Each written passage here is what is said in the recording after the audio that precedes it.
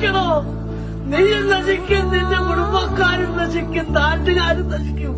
നീ ഇതുവരെ ഉണ്ടാക്കി വെച്ച നിന്റെ സകലമാന സ്വത്തുക്കളും ആ വെള്ളത്തിനടിയിൽ ചളിയിൽ അവരണോ, ചളിയിൽ അവരും.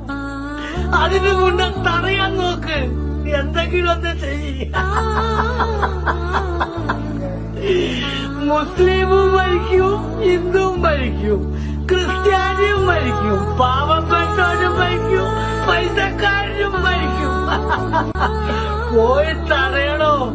ഇല്ലെങ്കിലേ ഒരു ദിവസം വെള്ളത്തിൽ ഇങ്ങനെ ലക്ഷക്കണക്കിന് ആളുകൾ ഇങ്ങനെ പൊങ്ങിക്കിടക്കും, ചത്ത് മലച്ച് കിടക്കണ കാണാം.